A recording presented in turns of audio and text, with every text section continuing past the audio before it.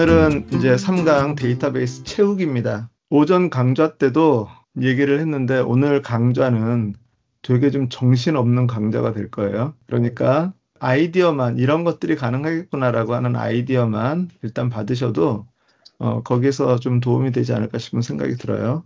자, 3강 데이터베이스 채우기는 인공지능의 도움을 받는 거예요. 제가 여러분한테 오늘 뭔가를 좀 성과라고 하는 것을 좀 보여드리려고 뭐를 좀 많이 했었는데 아직까지 좀 그 최선의 성과를 내지는 못했어요. 그래서 오늘은 좀 같이 한번 살펴보도록 하겠습니다. 일단 데이터베이스 하나를 한번 보도록 하죠. 그러니까 제가 지난번에 파라 시스템이라고 하는 것에 대해서 한번 말씀을 드렸었어요. 파라 시스템을 기본적으로 1번 프로젝트 안에다가 내가 지금 현재 하는 프로젝트들 그거를 이렇게 넣어놓고 그러면 여기에서 우리가 뭔 작업을 할 때 내가 당장 지금 현재 뭐를 하고 있는지 그것만 볼 수 있기 때문에 그것에 좀 더 포커싱 할 수 있다라고 하는 것을 얘기를 했었고요. 그 다음에 내가 소속돼 있는 영역에 대한 부분, 뭐 개인, 교회, 뭐 사역, 뭐 친교, 커뮤니티 뭐 이런 것들은 이런 영역에 해당하는 부분이겠죠. 자, 그리고 리소스는 제가 참고할 만한 그런 여러 자료들. 그래서 뭐, 저 같은 경우는 성경과 컴퓨터, 그리고 이 도서 자료라든가, 그 다음에 AI 갤러리, 그 다음에 제가 이제 디자인 자료들을 좀 이렇게 인터넷에 있는 것들을 계속 샘플링 하면서 소스로 이렇게 좀 사용을 하고 있고요. 뭐 좋은 글들 있으면 성공을 바인딩하라라고 하는 거기에다가 자료들을 넣어놓고 뭐 시간 날 때 한 번씩 이렇게 보는 그러곤 합니다. 자, 그리고 이제 그 파라 시스템에서는 A가 아카이브인데 저는 아카이브라는 단어가 좀 별로 낯설어서 그냥 스토리지라고 해서 그냥 창고처럼 다 여기다 집어넣는 거예요. 기본적으로 저희가 작업을 하다 보면 어떤 파일들이 자꾸 쌓이는데 쌓여있는 자료를 하나씩 하나씩 구분해서 분류를 한다라고 하는 것은 되게 쉽지 않은 작업이에요. 그런데 엄밀하게 말해서 저희가 그 옷을 정리를 할 때도 1년 동안 안 입은 옷은 버리라고 그렇게 얘기를 하잖아요. 그런 것처럼 저희가 그 한동안 사용을 안 한 자료는 항상 보이는데 놔둘 필요가 없어요. 그런 것들은 스토리지에다 이렇게 처박아 놓고 나중에 필요할 때 검색해서 사용하면 되는 거니까. 그래서 제가 이게 파라 시스템으로 이걸 한번 이제 그 맛보기로 시작을 하면서 제 있는 모든 자료들을 여기 스토리지에다 일단 다 넣어놓고 여기서 필요한 것을 지금 현재 제가 그 소속돼 있는 그런 부분들에 대한 거 그리고 지금 현재 집중해야 될 그런 부분에 대한 거. 자, 그럼에도 불구하고 이렇게 한두 개는 정리가 안 돼 있는 그런 상태로 남아 있게 되죠. 그래서 시간을 내서 그것들을 제자리에다 이렇게 집어넣는 그런 분류 작업을 하는 그런 시간들이 우리한테 꼭 필요하다. 그러한 것들을 루틴으로 해야 된다라고 얘기를 했어요. 그래서 나만의 데이터베이스 만들기라고 하는 것은 결국에는 뭐냐면 여러 아이디어들을 모아서 나만의 루틴이라고 하는 것을 만들어야 된다라고 하는 거죠. 그리고 바빠서 정리하기 쉽지 않은데 자료들을 내가 어디서 받는다라고 하면 그 받은 자료들은 인박스라고 하는 데다가 넣어놓고 시간 될 때 이것을 제 위치로 이렇게 분류해 나가는 그런 작업. 그러니까 지금 현재 이 구조를 놓고 봤을 때 인박스와 스토리지는 정리가 안 돼 있는 곳이에요. 그리고 두 곳에 있는 것들을 어떻게 이 세 군데로 잘 분배를 하느냐, 필요한 것들을. 그것이 저희 자료 분류의 가장 핵심이라고 생각을 해볼 수가 있겠습니다. 그 데이터베이스가 이렇게 있는데 저희가 지난 시간에 이거를 한번 얘기를 했었습니다. 그 노션 웹클리퍼라고 하는 거. 제가 오늘 아침에 올려드렸던 자료가 이거였습니다. 오늘 이 주제는 되게 좀 중요한 주제예요. 과거에는 코딩이라고 하는 것 자체가 너무 힘든 그런 일이었지만 지금은 시대가 많이 바뀌어져서 상당히 좀 편하게 할 수 있는 그런 시대가 되었어요. 일단 요거부터 한번 보도록 하죠. 이렇게 오늘 링크를 받아서 이 내용이 내가 좀 쓸만하다라고 하면 크롬의 경우는 자 노션 웹클리퍼라고 하는 것이 있습니다. 그래서 노션 웹클리퍼를 실행을 하면 맨 처음에 실행을 할 때는 여기에 그 세팅을 좀 해줘야 돼요. 어디다가 저장을 할 거냐. 그래서 내 데이터베이스 내가 알고 있는 그 데이터베이스를 설정을 해주셔야 되고요. 여기에 노션 아이디가 먼저 처음에 들어갈 거예요. 노션 아이디를 얘가 물어볼 거고, 크롬을 사용하시는 분, 그리고 노션도 크롬으로 구글로 로그인을 사용하시는 분들은 구글로 로그인을 바로 해서 거기에 있는 내 데이터베이스들 중에 인박스 이거를 눌러서 세이브 페이지를 하게 되면 이렇게 나와 있죠. 그리고 인박스에 들어가서 보시면 10년차 마케터가 노코드를 배운 이유.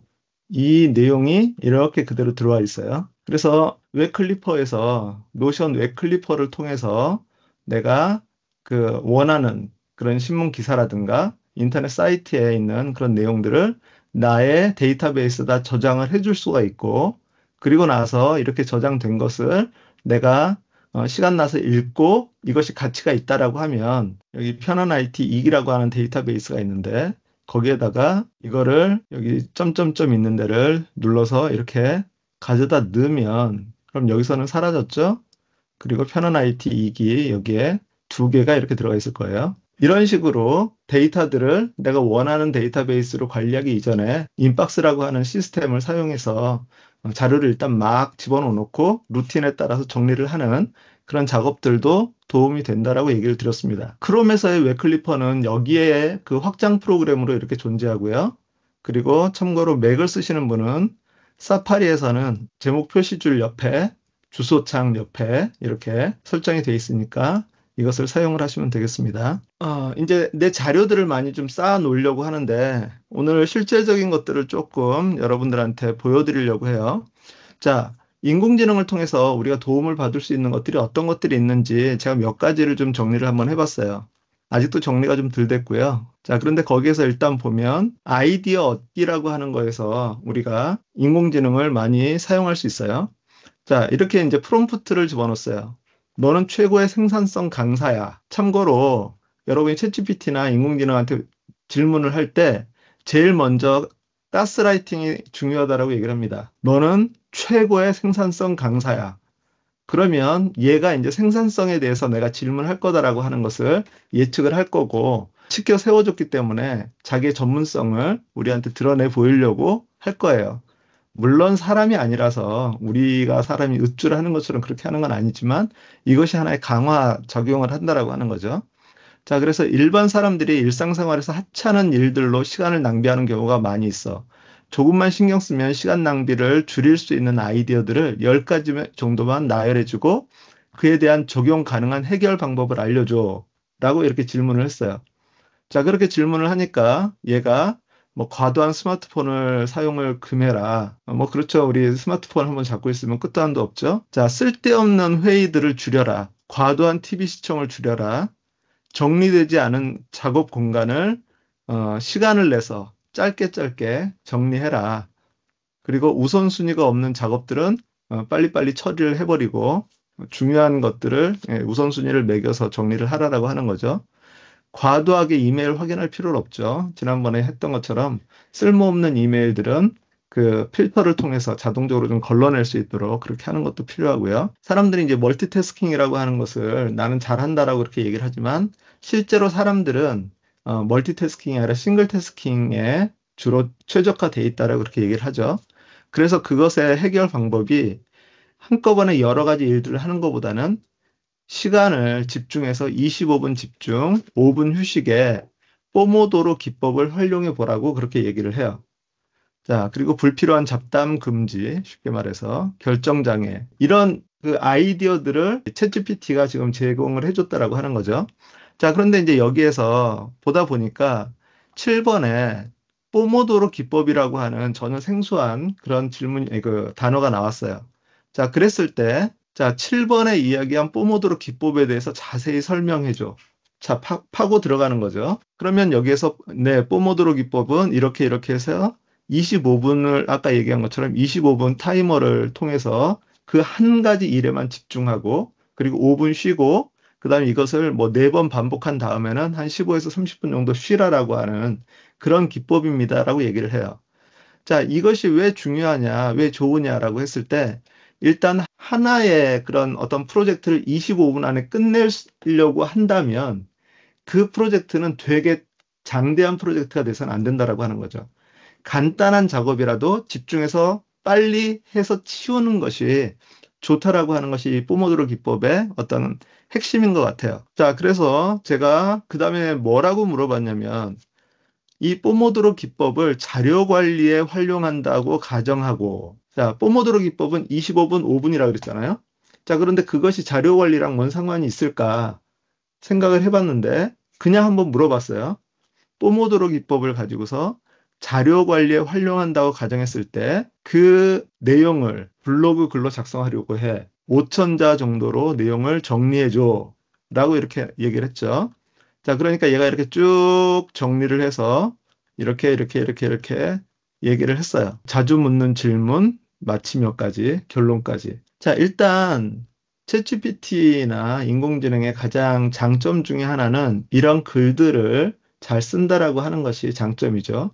그래서 초반에 챗GPT 뭐 3.5 나왔을 때 블로그를 통해서 그 돈 벌기 해가지고 하루에 뭐 20개씩 블로그를 이렇게 만들어내는 공장에서 찍어내듯이 막 찍어내서 그걸 통해서 뭐 수익화를 한다라고 하는 그런 내용들도 많이 나와 있었습니다. 자, 이런 방법들을 통해서 어쨌든 얘가 블로그라고 하는 글을 작성을 하고자 그런 이제 목적을 가지고서 거기에 해당하는 그런 내용들을 요모조모 자세하게 설명을 해줬기 때문에 어떤 면에서 이것이 저에게도 도움이 될 수 있어요. 아, 내가 단순히 아까 그 포모도로 기법 25분 하고 5분 쉬는 거라 그걸로 생각하면 뭐 그런 기법이 있는가 보다라고 끝나겠지만 그것을 자료 관리라고 하는 부분을 특화시켜 가지고 적용할 수 있는 방법들을 가지고서 내용을 하다 보면 여기에서 또 다른 아이디어들, 영감들을 우리가 얻을 수가 있다라고 하는 거죠. 그래서 우리가 실질적으로 자료 관리를 어떻게 하느냐, 우선순위, 폴더 구조, 파일 이동 정리, 뭐 이런 것들을 1에서 1 뽀모도로, 그러니까 한 텀에 할 수 있는 양만큼씩만 이렇게 하고, 일단 그거를 마무리 짓고 끝내라라고 하는 거예요. 우리는 그것을 마무리가 되지 않으면 질질 끌어지잖아요. 예전에 제가 정리에 관련된 그런 책을 읽은 적이 있었는데, 그 정리에 관련된 책, 그 정리라고 하는 것이 파일 관리뿐 아니라 이 모든 짐 관리에 대한 그런 것들이었는데요. 거기에서 가장 포인트로 얘기를 하는 것은 집을 한꺼번에 다 치우려고 하지 말고 하루에 15분씩만 정리를 하라라고 얘기를 하는 거예요. 하루에 시간 내서 15분씩만 꾸준히 정리를 하라. 문제는 이제 15분 동안 정리해 놓은 것이 그 다음 날이 되기 전까지 다 흐트러져서 그게 문제지만 어쨌든 하루에 15분씩만 집중해서 그렇게 정리를 꾸준히 해 나가면 그럼 언젠가는 이것이 다 정리가 된다라고 하는 거죠. 그리고 일단 15분에서 오늘 요만큼 책상의 요 부분을 내가 정리를 끝냈다라고 하는 그런 것들이 뭐 성과로 이렇게 남으면 정리도 또 재미가 있어지겠죠. 자, 그래서 여기에도 보면은 이제 실제 적용해서 뭐 일일 자료 관리 루틴 만들기, 주간 대청소 시간 갖기, 프로젝트별 프로젝트로 이렇게 분류하는 그런 작업들도 있겠죠. 자, 이런 것들을 이렇게 쭉 얘기를 하고 있습니다. 자, 챗GPT나 이런 것들을 우리가 또 어떤 데서 사용할 수 있는지 제가 지난 주일에 있었던 그런 일들이 하나 있었는데 지난 주일에 저희 교회에서 이제 방송 자막 프로그램을 가지고서 이제 프로젝터에 그 자막을 띄우는데 컴퓨터를 바꿨어요. 모니터도 새로 들어오고 그러다 보니까 과거에 있었던 그 프로그램이 이지워십 2007년도 제품이었거든요. 2007년도 제품을 지금 17년 넘게 이렇게 써오고 있는 거예요. 그런데 이제 그것은 작은 그 모니터에 맞춰져 있는 그런 거였었는데 좀 큰 모니터 그리고 4대3이 아니라 16대9의 그런 이 모니터들을 가지고 하다 보니까 얘가 자꾸 생각했던 것과 다르게 작동을 하는 거예요. 자, 그런데 이지워십이라고 하는 것을 저도 뭐 이렇게 깊이 많이 해본 적도 없고 매뉴얼도 없어요. 자, 그랬을 때 챗GPT한테 그 상황을 쭉 얘기를 하고 해결 방법을 알려줘 했더니 얘가 매뉴얼에서 찾은 것처럼 이렇게 해결 방법을 알려주더라고요. 그래가지고 그거를 보고서 해결을 해보려고 가봤더니 여기서 제시한 메뉴가 여기 없어요. 그럴 때는 어떻게 해요? 또다시 물어보죠. 이 메뉴가 여기 없다. 다시 알려줘. 그렇게 이제 한 2번 정도를 하고 나서 얘가 이제 그 제안을 한 것이 윈도우즈에 기본 디스플레이 설정을 한번 보라라고 이렇게 얘기를 하더라고요. 계속 그 프로그램 안에서만 이렇게 머물러 있었는데 얘가 윈도우즈의 디스플레이 설정을 확인하라라고 해가지고 거기서 이제 아이디어를 얻고 그렇게 찾아서 들어가 봤더니 그거를 변경했더니 이제 이게 해결이 됐어요. 실질적으로 저희가 유튜브에서 요즘 많은 사람들이 어떤 뭐 고치는 동영상 이런 것들 그런 것들을 유튜브를 보고서 이렇게 수리를 해요. 저도 뭐 프린터라든가 이런 문제들이 뭐 생겼을 때는 유튜브 먼저 제일 먼저 찾아봐요. 유튜브에서 어떻게 하는지 그런 것들을 찾아보는데 유튜브에 제공되어 있는 것들이 많이 있기는 있지만 그럼에도 불구하고 상당히 적어요. 자, 그런데 챗GPT나 이런 그 인공지능이 얼만큼 훈련이 됐는지는 모르겠지만 웬만한 매뉴얼들이 그 안에서 어느 정도 다 제공이 된다라고 하는 거죠. 제가 어떤 새로운 기계를 장만을 했을 때 그 장치가 어떻게 사용되는지 어떤 그런 기능이라든가 이런 것들을 잘 모를 때 챗GPT한테 그냥 물어보면 그럼 얘가 그것을 일목요연하게 설명해 준다라고 하는 거예요. 그래서 이런 면에서 이런 실제 문제들을 문의해서 답을 얻는데 그 챗GPT나 인공지능이 상당히 도움이 됩니다. 또 다른 질문을 해봤어요. 자, 이번에 제일 먼저 뭘 해야 된다고요? 가스라이팅. 자료 관리의 최고 전문가인 내 도움이 필요해. 자, 그럼 이제 자료 관리에 대한 내용을 하겠죠. 많은 사람들이 흩어져 있는 자료들로 인해 자료를 찾는 것에 많은 시간을 낭비하고 있어. 일반적으로 이메일로 받은 파일, 메신저로 나눈 대화 내용 및 결정 사항, 드롭박스나 구글 드라이브, 원드라이버 같은 클라우드 서비스, 그리고 컴퓨터 안에 아무렇게나 저장된 파일들 뿐만 아니라 개인 파일과 업무 및 소속된 커뮤니티와 관련된 파일들이 섞여 있을 때 그 혼란함은 더 가중돼. 이런 상황에서 어떻게 효율적으로 자료를 관리할 수 있는지 관련된 도움이 필요하다. 너 같으면 도와줄 수 있겠지? 이렇게 이제 물어봤더니 얘가 이렇게 얘기를 해줘요. 7가지로 제안을 해줬어요. 이거 오늘 아침에 카톡으로 공유드린 그 링크에 있는 자료입니다. 그리고서 뭐라고 얘기를 하냐면, 참고로 지금 이 질문은 챗GPT한테 한 게 아니라 클로드 3.5 소넷 버전으로 한 겁니다. 클로드 3.5 소넷 버전. 그거를 먼저 한번 보고 갈까요? 클로드 3.5 소넷 버전은 제가 그 읽기 자료 볼거리 거기에 며칠 전에 올려드렸었어요. 챗GPT 4.5가 지금 챗GPT의 마지막 버전인데 그 챗GPT 4.5가 나온 지 얼마 안 돼서 클로드 3.5 소넷이라고 하는 버전이 나왔습니다. 클로드라고 하는 이 인공지능도 3가지 버전이 있는데 상위 버전, 중간 버전, 하위 버전. 그런데 그 중에 그 소넷이라고 하는 제품은 이 중간 버전이에요. 클로드 3이 나왔을 때 사람들이 클로드가 챗GPT보다 말을 더 사람처럼 잘 만든다라고 그렇게 많이 평가를 했어요. 똑같은 에세이를 쓰는데 챗GPT가 쓴 것은 조금 인공지능 티가 나는데 클로드가 쓴 것은 좀 더 사람같이 쓴다라고 해서 자, 그랬는데 이번에 그 3.5로 업그레이드가 되면서 제일 먼저 나온 것이 이 3가지 버전 중에 중간 버전이 나왔어요. 중간 버전 소넷이 나왔는데 이 소넷이 지금까지 나와 있던 클로드 3.0 상위 버전의 그 성능을 훨씬 능가하는 성능이 나타났어요. 그리고 이제 올 연말에 이 상위 버전과 하위 버전도 3.5로 업그레이드가 된다라고 이렇게 얘기를 했고요. 그래서 그 클로드 3.5가 지금 상당히 사람들한테 임팩트를 주고 있어요. 제일 먼저는 이제 그 자연스럽고 인간다운 응답, 맥락의 이해가 좀 더 능하다. 자, 참고로 이것은 지금 그 챗GPT 4.5한테 물어봐서 정리를 해놓은 거예요. 표로 정리해줘. 챗GPT 4.5와 클로드 3.5 소넷, 그리고 라마 최신 버전을 장단점과 기능들, 그것을 표로 정리해줘 라고 하면 이렇게 표로 정리를 해줘요. 신기하죠? 자, 그리고 이 밑에 있는 것은 클로드 3.5 소넷으로 정리를 한 겁니다.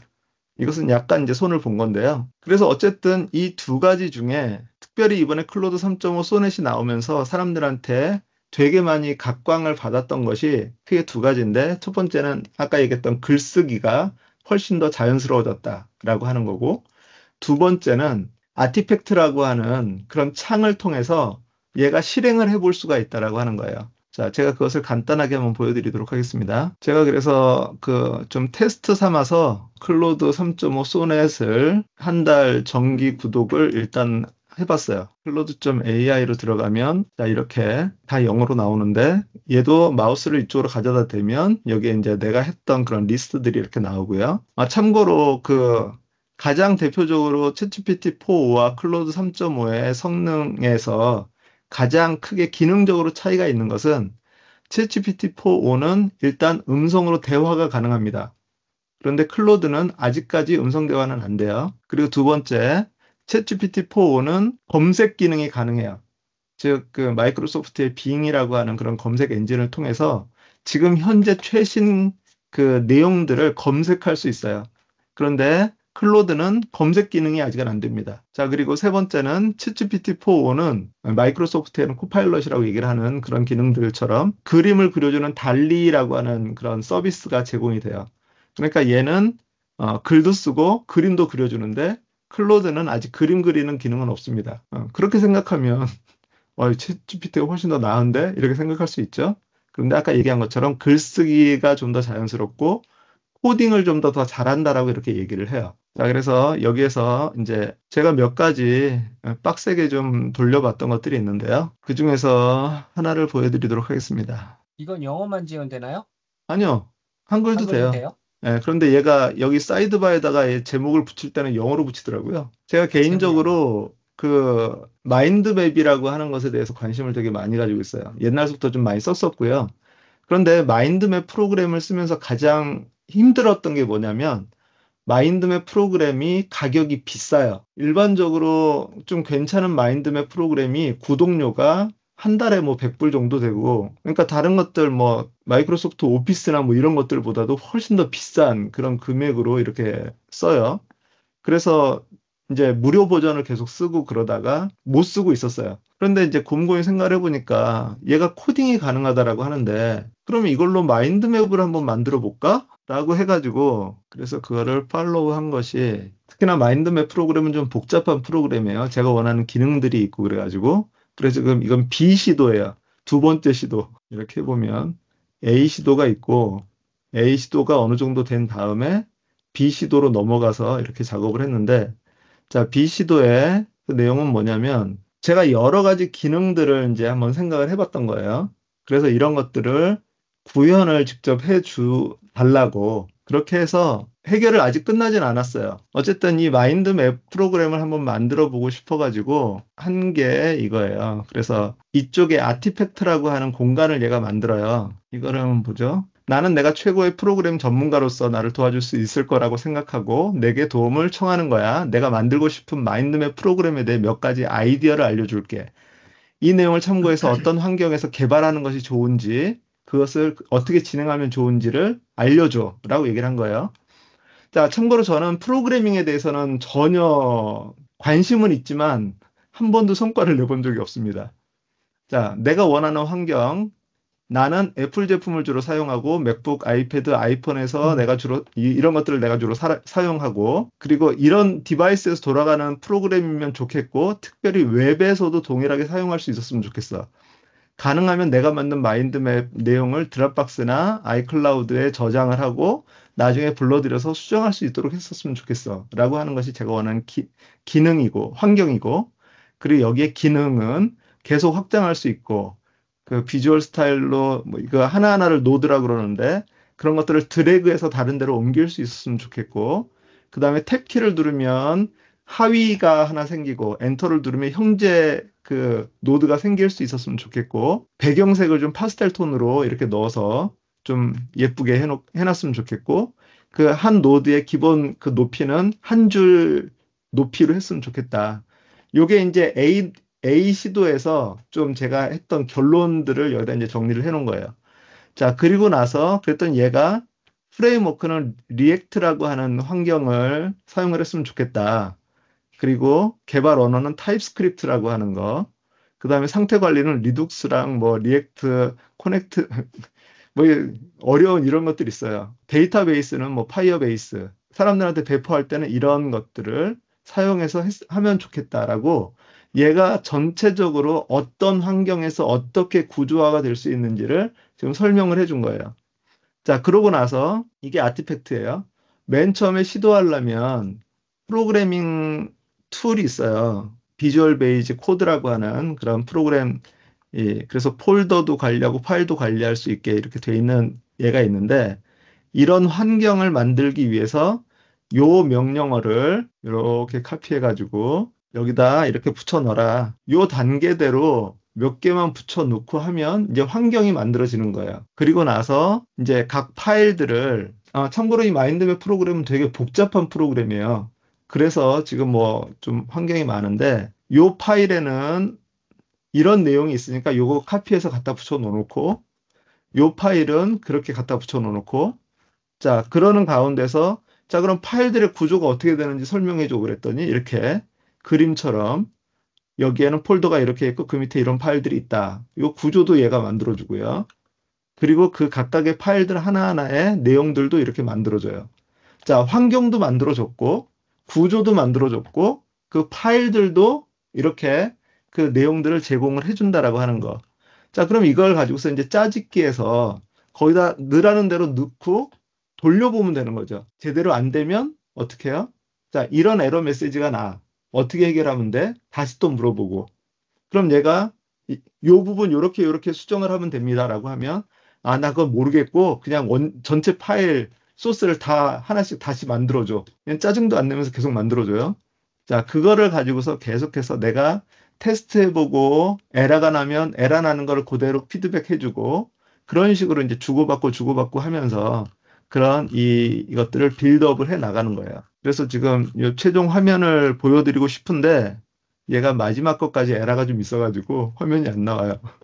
그래서 그거는 제가 이제 못 보여드리겠고, 대신 다른 거를 제가 하나 보여드리죠. 자, 지금 이게 그거예요. 자, 아까 이 7가지에 대해서 얘가 이렇게 제시를 해줬어요. 그리고 마지막에 뭐라고 얘기를 했냐면, 얘가 이 7가지만 딱 간단하게 말을 해놓고 이 항목에 대해서 자세히 설명드리겠습니다. 이 정보를 체계적으로 정리하여 아티팩트로 만들어 드릴까요? 얘가 이렇게 물어보는 거예요. 되게 훌륭하죠. 우리 시켜도 안 하는데 얘는 그렇게도 해드릴까요? 그렇게 이제 물어보는 거죠. 자, 그것이, 자, 여기 있죠. 자, 해드릴까요? 그래서 그렇게 해줘. 라고 얘기를 했더니 얘가 이쪽에 있는 아티팩트에다가 이거를 이렇게 정리를 해서 만들어주고, 그것에 대한 부연 설명을 이렇게 해줘요. 이게 클로드의 장점이라고 그렇게 얘기를 해요.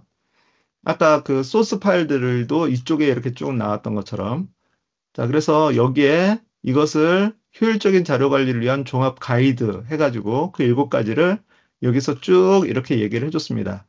거기 내용이 있으니까 한번 읽어보시면 도움이 될 거고요. 그랬을 때 이제 제가 다음 질문으로 한 것이 뭐였냐면, 나는 노션 앱을 사용하고 있어. 위에 네가 제시한 효율적인 자료 관리를 위한 종합 가이드를 노션을 중심으로 시스템을 구축하면 어떤 식으로 하면 좋을까? 라고 이렇게 질문을 해요. 그럼 얘가 그것을 가지고서 또 노션을 중심으로 해서 할 수 있는 아까 그 7가지를 노션을 바탕으로 해서 이거를 만들어줘요. 첫 번째, 노션 워크스페이스 구조 설계, 데이터베이스를 활용한 파일 관리, 태그 및 속성 시스템 구축, 노션 자동화 기능 활용, 정기적인 정리와 백업, 노션의 검색 기능 최적화, 여기에 보면 일관된 명령 규칙, 지난번에 한번 얘기했었죠.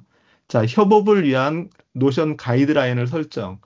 여러 사람이 같이 협업을 할 때는 똑같은 규칙을 같이 사용해야 파일들이 섞이지 않는다라고 하는 거죠. 이렇게 해놨는데 여기에서 제가 관심이 있는 것은 이 중에 이 4번 노션 자동화 기능 활용이에요. 자동화를 이용해서 노션을 활용할 수 있을까?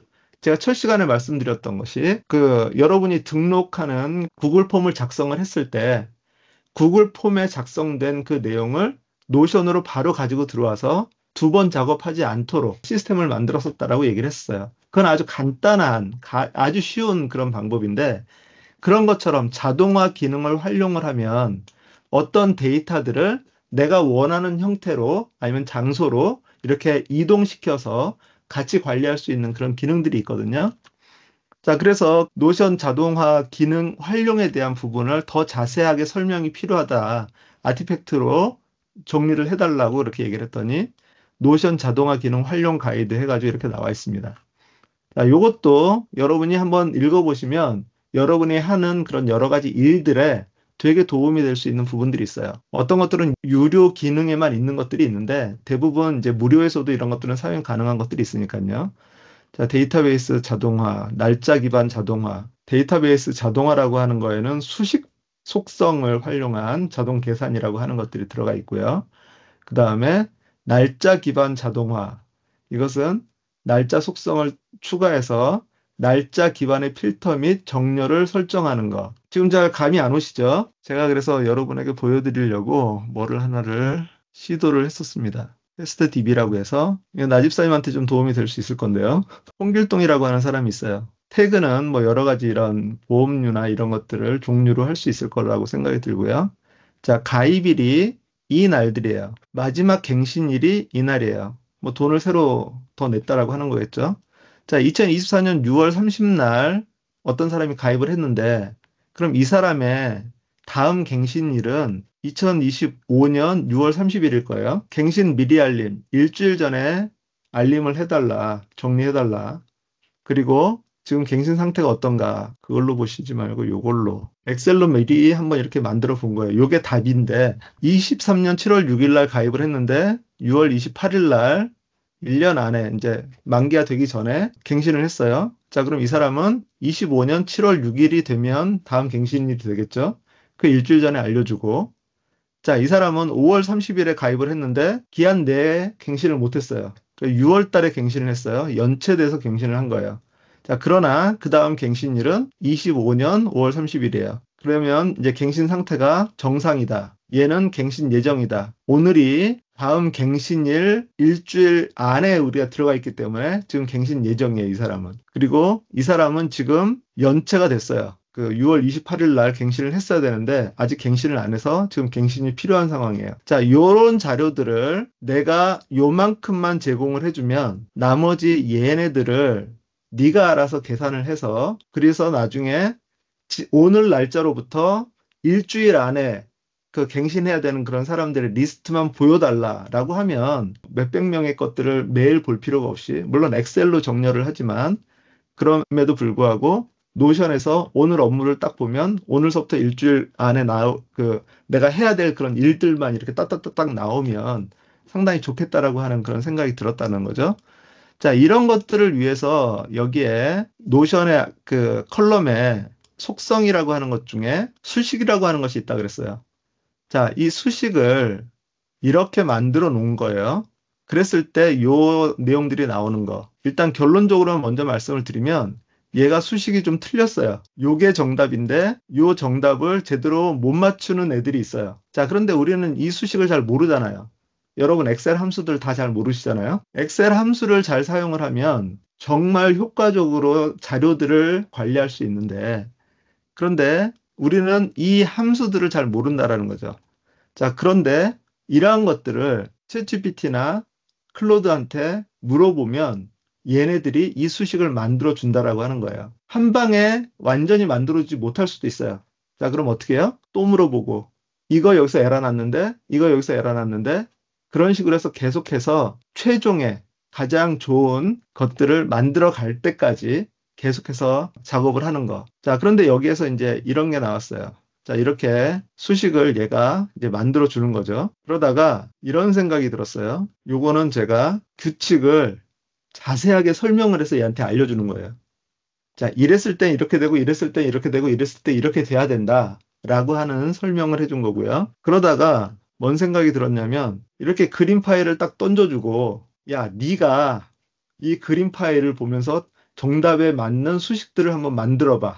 라고 그렇게 얘기를 해서 또 수식을 또 만드는 거예요. 자, 내가 설명을 해서 얘한테 어떤 결과값을 도출할 수 있도록 할 수도 있고, 또는 결과값을 주고 나서 여기 어떤 법칙이 있는지 네가 한번 찾아서 추론을 해보라고 하는 것들도 가능하다라고 하는 거예요. 그런다라고 하면 자, 예전에 저 같은 경우는 이제 전에 교회에서 그 자료 관리를 엑셀로 되게 많이 했었어요. 예를 들어서 등록한 지 1년이 안 됐고 뭐 세례를 안 받은 사람 뭐 이런 사람 그런 것들을 교족부 프로그램에서 이렇게 검색해서 할 수도 있지만 엑셀 자료를 가지고서 관리를 하면 훨씬 더 그 엑셀 함수를 가지고 할 때 훨씬 더 쉬웠는데 그때 이제 가장 많이 썼던 것이 VLOOKUP이라고 하는 함수예요. 자료 관리를 하는 사람들이 가장 잘 많이 사용하는 것이 VLOOKUP이라고 하는 함수인데 과거에는 어떻게 썼냐면 인터넷에 들어가서 구글에다가 VLOOKUP 함수 치면 거기에 여러 가지 그런 이 설명들이 나와 있잖아요.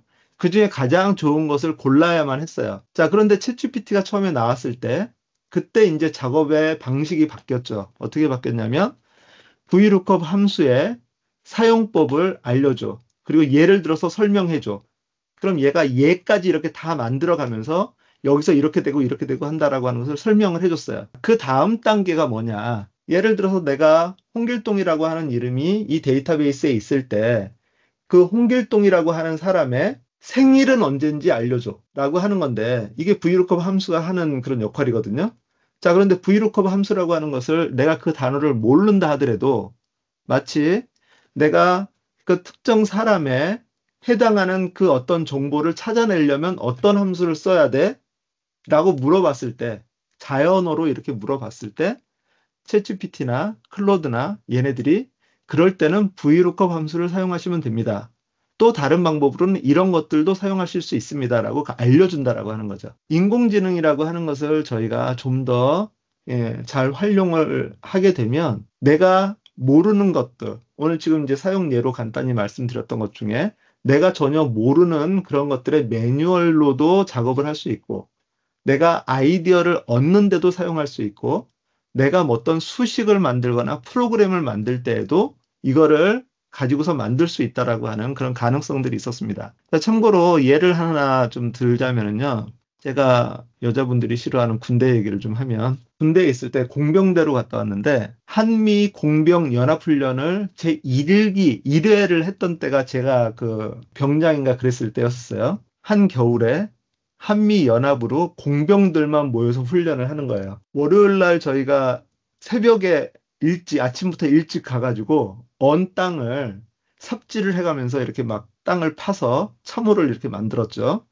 텐트를 치기 위해서 추우니까 땅 밑에다가 이렇게 땅을 파서 이렇게 만들었는데 아니 저희가 봤을 때 미국 군인들은 안 오는 거예요.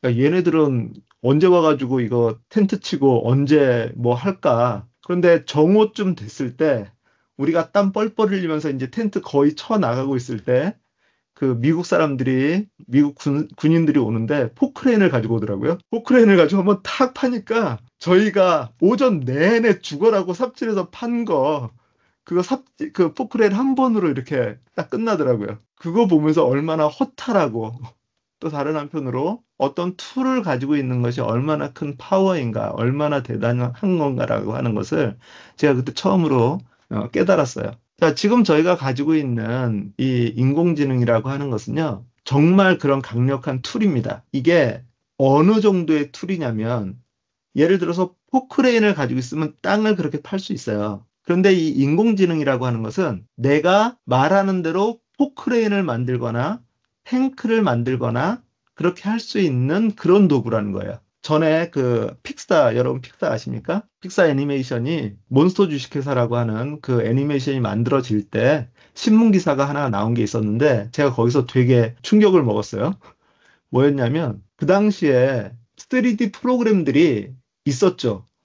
그런데 벌써 십몇 년 전이기 때문에 지금의 3D 기술이랑 그때 기술이랑 전혀 이 천지의 그런 차이인데 그 당시에도 3D를 만드는 프로그램이 있었어요. 그런데 픽사에서 그 몬스터 주식회사에서 나오는 그 털복숭이 그 몬스터가 있잖아요. 그 털 한 올 한 올 한 올을 자연스럽게 만들기 위해서 뭐를 했냐면 기존에 있던 그 강력한 3D 프로그램, 3D 그래픽 프로그램을 사용한 게 아니라 털을 전문적으로 다룰 수 있는 프로그램을 하나를 새로 만들어 가지고 그 프로그램으로 털만 만들었대요. 물을 표현하는 프로그램을 하나를 만들어서 물을 표현을 하고 불만 표현하는 그 프로그램 하나를 만들어서 불만 표현을 했다라고 하는 거예요. 저도 아이폰의 앱스토어에 자주 들어가서 거기에서 앱스토어에서 최상위권에 있는 생산성 앱들이 뭐가 있는지를 가끔 봐요. 이런 앱들을 내가 사용을 하면 생산성이 높아질 거라고 생각을 하니까.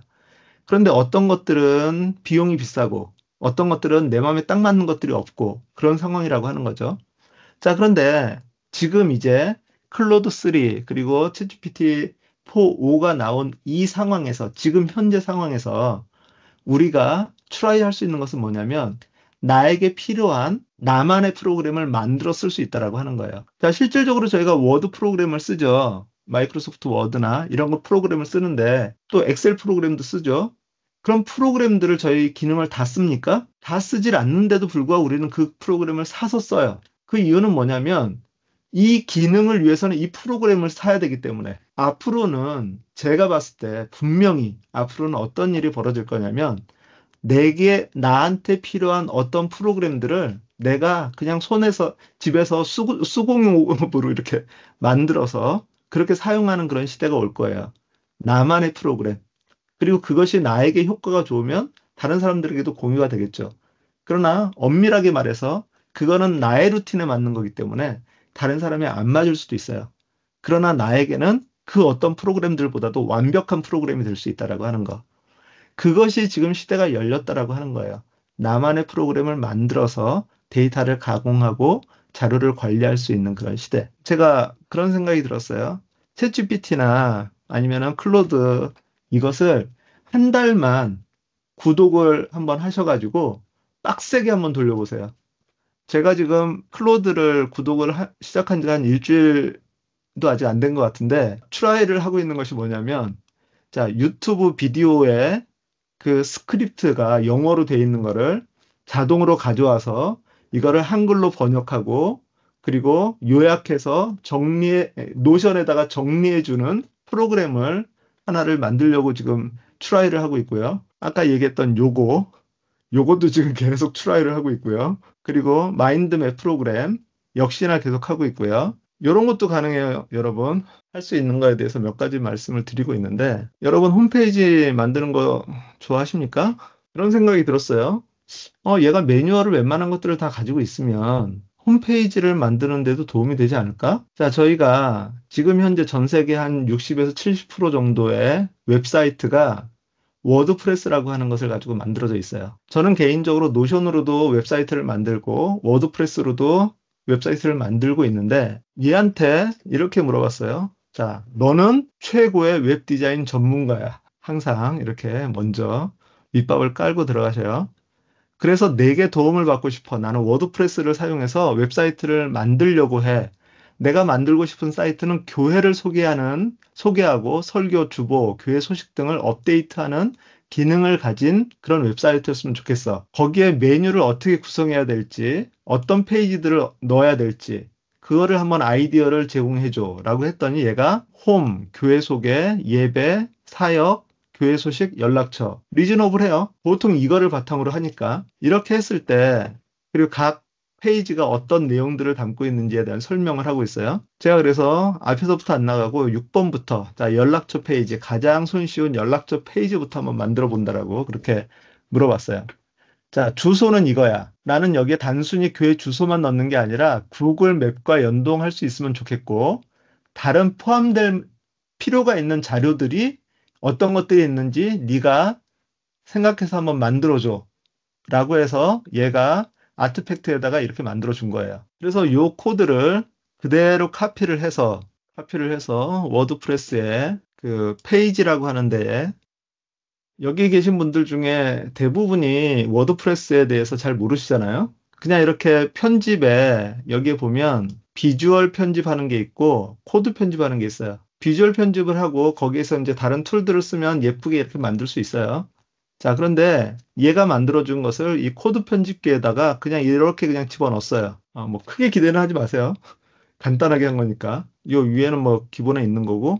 자, 이렇게 얘가 이걸 만들어 줬어요. 이거를 내가 좀 더 세세하게 얘기를 하면 얘가 더 자세하게 만들어 주겠죠. 자, 두 번째는 이번에는 교회 소개에 대한 그중에 우리의 비전에 대해서 넣어야겠다, 만들어야겠다. 근데 아무런 내용도 주지 않았어요. 다른 미국에 있는 한국인 교회들의 비전을 참고해서 5가지 비전을 제시해주고 그 구체적인 내용들을 작성해줘. 그랬더니 얘가 이런 코드들을 만들어줬어요. 그래서 그걸 카피해서 똑같이 이렇게 붙였어요. 자, 그것을 만든 것이 이렇게 돼 있는 거예요. 예배 중심의 교회, 다음 세대를 세우는 교회, 선교와 봉사에 힘쓰는 교회, 성경 중심으로 교육하는 교회, 화합과 사랑의 공동체. 자, 이거보다 더 어떻게 저희가 좋은 말들을 만들어내겠냐고요. 자, 이런 식으로 해서 하나하나 만들어 나가고, 예를 들어서 여기에 그래픽 요소를 어느 부분에 추가해줘 라고 하는 그런 코드들을 개선해 나가면 홈페이지 만드는 게 일도 아닌 시대가 돼 가고 있어요. 인공지능으로 이런 것들도 할 수 있어요. 내가 그 워드프레스라고 하는 홈페이지를 만드는 도구를 전혀 모른다고 해도 아까 여기서 트라이 했던 것처럼 워드프레스를 어떻게 설치해? 그리고 그것을 어떻게, 어떤 단계로 뭐 해 나가야 돼? 라고 하는 것들 하나하나를 물어보면서 하라는 대로 계속 이렇게 트라이를 하면 내가 만들 수 있는 어떤 그런 것들도 만들 수 있다라고 하는 거죠. 이런 프로젝트들도 할 수 있어요. 이런 것들을 인공지능을 가지고서 할 수 있어요. 도움을 받을 수 있어요. 정말 프로그램을 몰라도 이제 프로그램을 만들어서 쓴다는 소리네요. 그렇죠. 와, 자, 아까 노코드 얘기했었잖아요. 자, 참고로 이런 것들도 있어요. 예를 들어서 이건 아까 코드 편집기라 그랬잖아요. 비주얼 편집기로 만들면 여기에서 뭐 이제 디자인 라이브러리 이거는 이제 제가 뭐 다른 걸 깔아 놓은 건데 이걸 가지고서 이런 것들 가지고 이렇게 넣어서 말들 고치면 돼요. 사실 그렇게 뭐 엄청 어려운 건 아니에요. 내가 워드 프로세서만 다룰 줄 알면 이 워드프레스의 그 개념 이해만 하면 만들 수 있어요. 만들 수 있는데, 물론 이제 어떤 전문적인 그런 기능들이 좀 더 도움이 되겠죠. 어쨌든 얘가 프롬 A to Z 다 알고 있고, 내가 물어봤을 때 그것을 같이 해줄 수 있는 그런 조력자가 될 수 있다라고 하는 거지. 그것이 상당히 이제 중요한 거라는 거예요. 오늘 오전에는 저희가 그런 얘기들을 많이 했어요. 아이들이 학교에서 숙제를 하는데 에세이를 써오라 그러는데 챗GPT로 쓴다. 이게 과연 좋은 건지 모르겠다. 제가 뭐라고 얘기를 했냐면 챗GPT를 자꾸 쓰니까 사람이 어떤 인간적인 그런 부분들, 그런 것들이 계속해서 이렇게 좀 사라져가는 것 같다. 그런 얘기를 해요. 자, 그런데 그런다고 해서 우리가 그럼 나는 어느 분들처럼 나는 세상과 단절하고 그런 기능들 전혀 안 쓰고 나는 올곧이 인간의 아이디어만 가지고 그렇게 살아가겠다. 그렇게 살 거냐라고 하는 거죠. 그 지난번에 헐리우드 그 작가 조합 파업한 사건 여러분 기억하시죠? 그 상황을 보면서 뭔 생각을 했냐면, 과연 그 작가들은 인공지능을 사용을 안 하고 순수한 인간 창작만 가지고서 할까? 만약에 자기들이 인공지능을 사용을 하면 왜 인공지능 작가들을 그렇게 커트를 시키려고 할까? 엄밀하게 얘기를 하면 그분들도 그게 대세라고 하는 걸 알 거예요. 그럼에도 불구하고 자기 밥그릇이라고 하는 것이 있기 때문에 자기도 뒤에 집에 가서는 인공지능한테 아이디어 물어보기도 할 거고 여기서 이렇게 매끄럽게 어떻게 넘어갈 수 있겠니? 뭐 이런 것들도 물어보고 할 거예요. 그 다음에 뭐 이런 것들을 쭉 해놓고 이걸 어떻게 복선을 해서 엮을까? 이런 것들도 물어보겠죠. 그런 도움을 받아서 뭔가를 해낼 거예요. 자, 중요한 것은 뭐냐면 챗GPT를 통해서 방금 전에 여기서 나온 것처럼 우리 교회 5가지 비전 만드는 거 일도 아니에요. 요거에서 홈페이지에다 올리는 거 이것도 일도 아니에요. 만약에 챗GPT나 인공지능을 그런 식으로 사용을 한다라고 하면 우리는 도태수순을 밟게 될 거예요. 자, 그러나 내가 생각을 가지고 여기서 예배 중심의 교회라는 단어보다는 다른 표현의 단어가 더 없을까? 내 마음에 맞는 어떤 표현들을 얘한테 자꾸 이렇게 갈구어서 시켜 나가서 나의 것을 풍요롭게 만드는데 얘를 사용을 한다면 그럼 우리는 한 단계 더 올라갈 수 있을 거예요. 그런 생각도 들었어요. 저희가 한국사 공부 우리 학생 시절에 죽으라고 했었죠. 외울 거 뭐 몇 년도 누구 뭐 이런 거 다 외우고 과연 그것을 그렇게 지식적으로 배우는 것이 어떤 유익이 있을까? 챗GPT한테 자, 우리 한국의 역사를 알려줘. 리포트 해가지고 그러면 며칠이면 한국의 역사 다 독파할 수 있을 것 같아요. 뭐 연도를 외울 필요가 뭐가 있겠어요. 그건 시험 보려고 외운 거지. 시험 보기 위해서 공부한 것이 있고 우리가 정말 필요한 것들이 있을 텐데 그래서 지금 한국에서도 교육 개혁이 일어나려고 많이 이렇게 얘기를 한다라고 얘기를 해요. 자, 인공지능 챗GPT가 상용화된 이 시대에 우리가 어떻게 사고하고 어떻게 생각하고 어떻게 행동할 거냐라고 하는 것이 나를 인공지능에 맞춰서 그냥 흘러가는 그런 사람으로 내가 인공지능한테 물어봐서 듣는 대답만 가지고 살아가는 사람이 있을 거예요. 그런데 이 인공지능을 내가 활용해서 내가 넥스트 스텝을 준비하는 그런 사람들이 앞으로는 더 살아남을 거라는 거죠.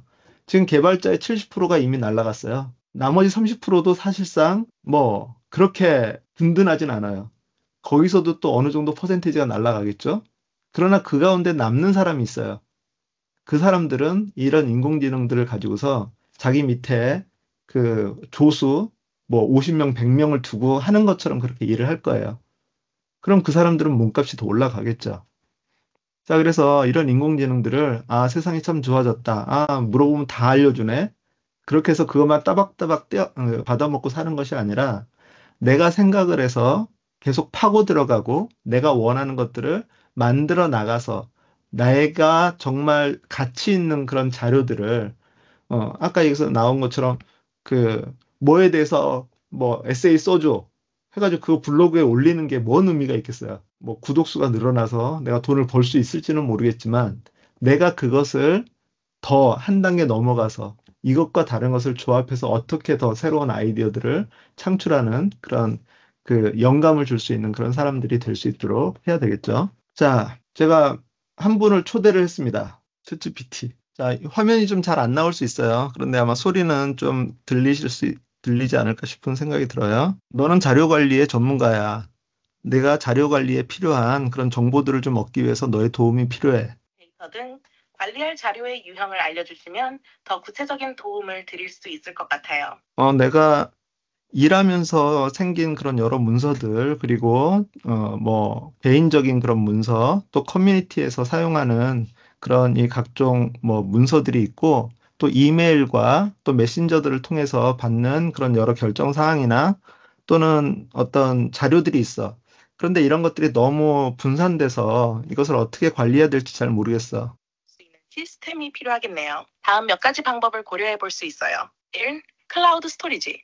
구글 드라이브, 드롭박스, 원드라이브 같은 클라우드 스토리지 서비스를 사용하면 문서를 중앙에 모아두고 어디서든 접근할 수 있어요. 파일을 카테고리별로 정리하고 필요한 사람들과 쉽게 공유할 수 있죠. 문서 관리 시스템. 문서의 저장, 검색, 버전 관리 등을 할 수 있는 DMS를 사용하면 체계적으로 문서를 관리할 수 있어요. 예를 들어 Notion, Evernote, Microsoft OneNote 등이 있어요. 3. 프로젝트 관리 툴. 아사나, 트렐로, monday.com 같은 도구를 사용하면 프로젝트별로 문서와 데이터를 관리하고 팀원들과 협업할 수 있어요. 4. 이메일 관리. 이메일은 폴더와 레이블을 사용해 정리하고 중요한 메일은 태그를 붙여 쉽게 찾을 수 있도록 해보세요. 또한 필요한 정보는 문서 관리 시스템에 복사해두는 것도 방법이에요. 이런 도구들을 사용하면 문서와 자료를 한 곳에 모아 관리하고 쉽게 접근할 수 있어요. 어떤 부분이 가장 어려우신가요? 더 구체적으로 도움을 드릴 수 있을 것 같아요. 예를 들어서 이메일을 받았을 때 거기에 어떤 중요한 자료들이 있다고 하면 그것을 노션으로 옮겨서 정리하고 싶은데 항상 카피 앤 페이스트를 하는 것은 너무 좀 불편한 것 같아. 혹시 이메일로 온 그 파일들을 구글 드라이브에 저장을 하고 그다음에 노션으로 링크를 만들어서 보낼 수 있는 그런 어떤 자동화 방법들이 있을까? 중요한 자료를 자동으로 구글 드라이브에 저장하고 그 링크를 노션에 추가하는 자동화 방법이 있습니다. 이를 위해 Zapier 같은 자동화 도구를 사용할 수 있어요. Zapier는 다양한 앱 간의 작업을 자동화해주는 서비스입니다. 1. Zapier 가입 및 설정. Zapier에 가입한 후 Gmail, Google 드라이브, 노션을 연동하세요. 2. Zap 생성. Gmail을 해서 새로운 이메일이 도착했을 때로 설정합니다. 특정 라벨이나 조건. 첨부 파일이 있는 이메일을 지정할 수 있어요. 액션 1. 구글 드라이브에 이메일 첨부 파일을 저장합니다. 액션 2. 노션에 새로운 페이지를 생성하거나 특정 데이터베이스에 아이템을 추가합니다. 이때 구글 드라이브에 저장된 파일에 링크를 포함합니다. 3. 연동 테스트. 잠깐만. 설정. 우리가 전혀 생각하지 못하는 그런 방법들을 얘한테 물어보고 또 얘가 방금 전에 그 제피어라고 하는 것을 가지고서 얘기를 했어요. 그 발음이 좀 잘 이해가 안 가셨을 텐데 제피어라고 하는 데에서 어떤 시나리오 하나를 만드는 것을 제비라고 얘기를 해요. 그래서 그 잽을 어떻게 만드는지, 거기서 액션을 어떤 식으로 그 설정을 하고 하는지에 대한 그런 부분들을 이제 얘기를 하고 있는 거거든요. 쉽게 얘기해서 뭐 직접 보여드리면 제피어닷컴이라고 하는 자동화 프로그램 그 서비스가 있어요. 뭐 아시는 분은 좀 아시겠고, 이런 것들이 이제 하나하나가 잽이에요. 쉽게 해서 뭐 그 전에 그 일기에서 북쉘프, 구글 시트에 자동으로 도서 정보들을 집어넣고 얘가 자동으로 노션으로 이렇게 그 데이터를 그 쌓아줄 수 있는 그런 것들. 자, 이런 것들 하나하나가 자동화인데 사실 저도 지금도 이 자동화를 저는 이제 아직도 이건 무료로 쓰고 있는데 무료 버전에서 이걸 어떻게 하면 좀 더 효율적으로 할 수 있는지가 어려울 때가 있어요. 자, 그런 것들도 얘한테 하나씩 하나씩 물어보니까 얘가 그 단계별로 1번에서는 뭐를 선택하고 어떻게 설정하고 어떻게 하라라고 하는 것들을 가르쳐 주고 있다라고 하는 거죠. 제가 또 한 게 있는데 뭐냐면 아이폰에는 숏컷이라고 해서 단축어라고 하는 기능이 있어요. 이렇게 생긴 게 있거든요. 자, 여기서 이제 몇 가지 단축어를 받은 게 있는데 예를 들어서 책 사진을 찍으면 그리고 그 갤러리에 그 찍어놓은 책 사진들을 선택을 해서 이 단축어를 돌리면 GPT에서 그거를 요약 정리를 해가지고 노션에다가 내용을 정리해 주는 거. 뭐 요런 거. 자, 그래서 이런 단축어라고 하는 것도 그 애플 제품을 사용하시는 분들은 무료로 사용할 수 있는 그런 기능들이 있어요. 그래서 이런 것들을 가지고서 뭐 문서 요약, 글 요약, 그리고 뭐 여러 가지. 가장 손쉽게는 아침에 8시가 되면 오늘의 기상일보를 말로 얘기를 해주고 해야 될 일정들을 이렇게 쭉 브리핑 해주는 그런 것들. 뭐 개인 비서의 역할들을 할 수 있는 그런 자동화 프로그램들이 있어요.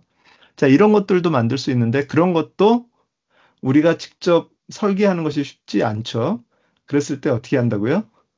챗GPT한테 그 방법들을 구체적으로 물어보면 얘가 그런 것들에 대한 매뉴얼들을 다 가지고 있다라고 하는 거죠. 자, 그래서 이제 좀 마무리할 시간이 돼 가고 있는데요. 그래서 이런 것들 한번 제가 여기다 써놨으니까 프로그램 코딩하기 뭐 이런 것들 해서 한번 읽어보시고요. 제가 마지막으로 한 가지 이제 말씀을 드릴 것은 저겁니다. 자, 챗GPT에서 참고로 챗GPT의 주소는 chat.openai.com입니다. 자, 방금 전에 제가 이걸 물어봤어요. 어떤 종류의 자료, 방금 전에 이게 설명 들었던 거 있죠? 이렇게 챗 GPT에서 얘가 대답한 것들은 다 이렇게 텍스트로 남아 있어요. 자, 그리고 참고로 또 여러분 아시는 분은 아마 잘 사용하고 계실 텐데 클로버 노트 아주 정말 대단한 도구입니다. 아시는 분들은 아시죠? 셀폰으로 녹음하면 녹음한 것이 텍스트로 다 기록이 돼요. 그리고 여기에 인공지능 기능이 있는데 그 한 달에 15개씩 요약 정리를 얘가 해줘요. 그래서 오늘 아침에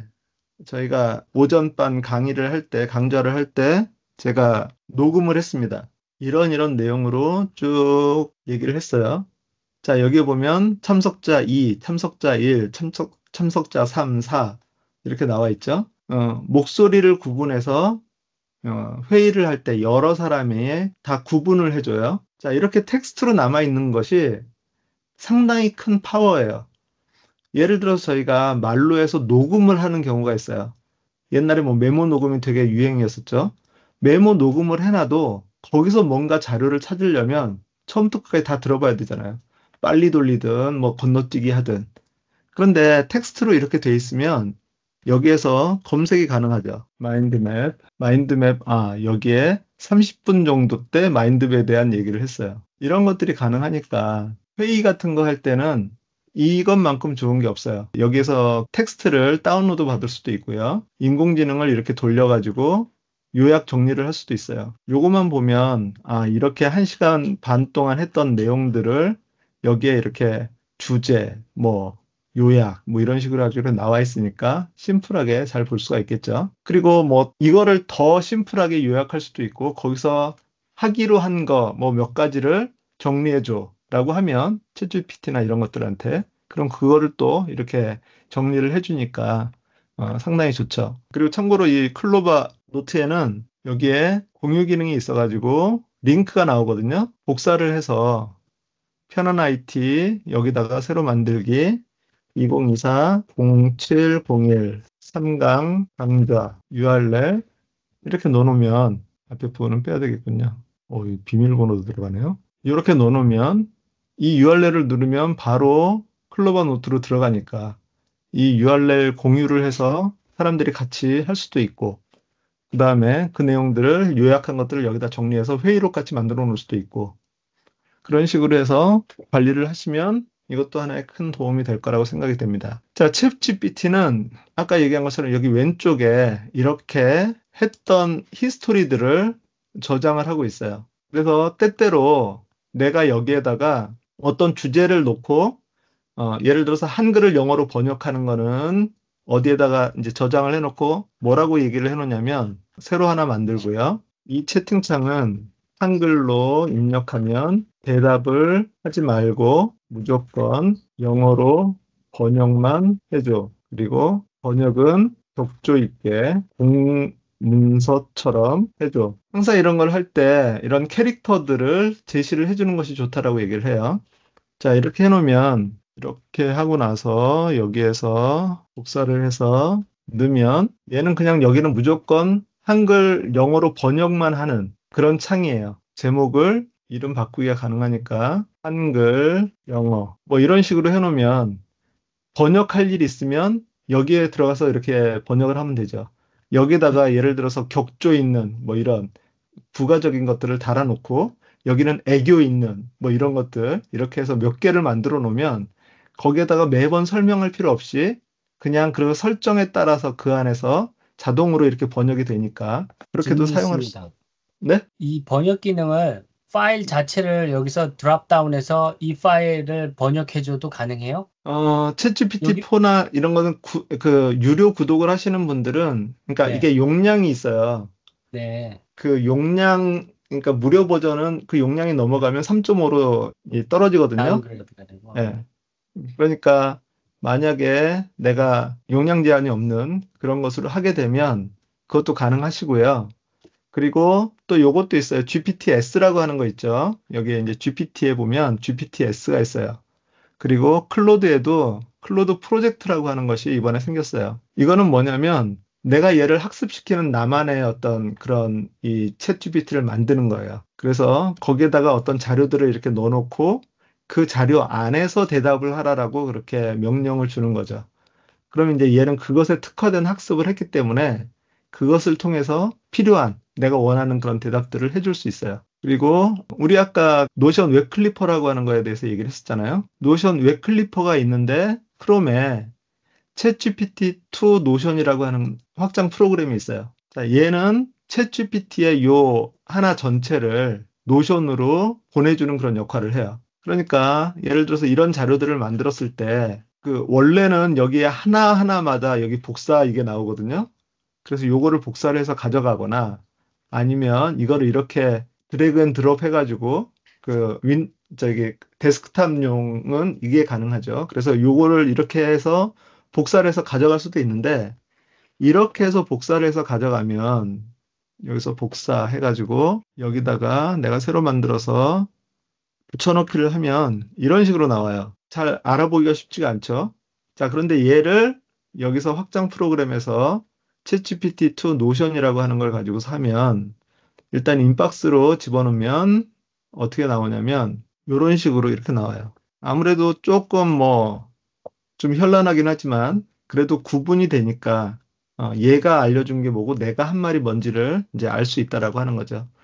그래서 챗GPT를 사용을 하신다라고 하면 크롬에서 챗GPT를 사용을 하신다면 요거 꼭 챗GPT2 노션이라고 하는 그 확장 프로그램을 사용을 하시면 그런 데이터들을 여기에서 내가 열심히 만들어서 얘랑 얘기하면서 만들어 놓은 그런 데이터들도 노션으로 바로 이렇게 가져가서 작업을 할 수 있을 것 같습니다.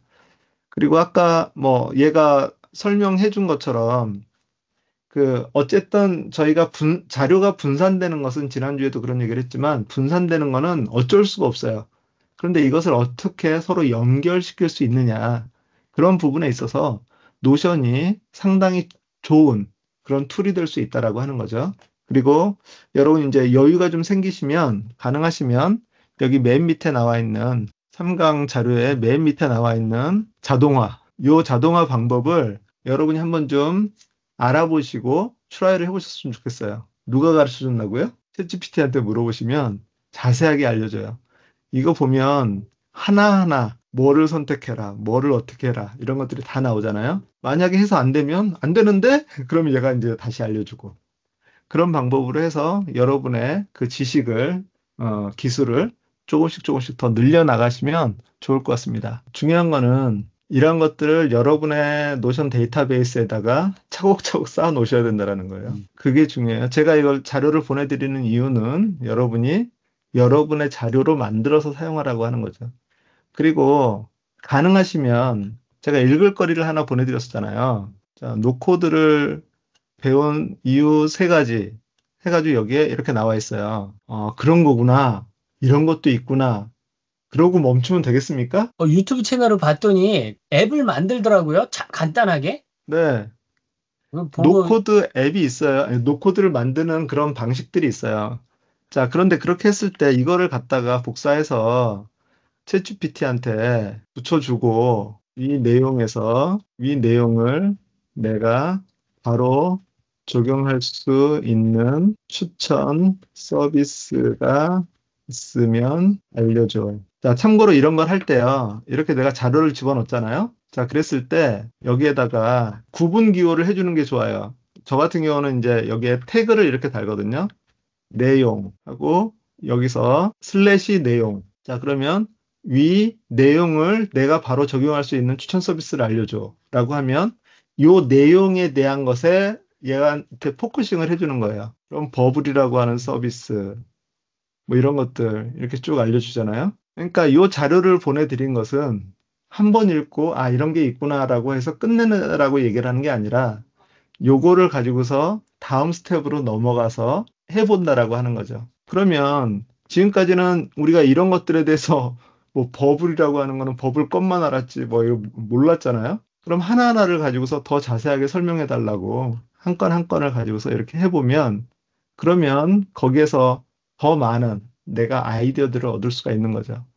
그렇게 계속해서 좀 파고 나가는 그런 저희가 됐으면 좋겠습니다. 자, 수고 많으셨습니다. 마치겠습니다. 감사합니다. 수고 네. 많으십시오. 감사합니다.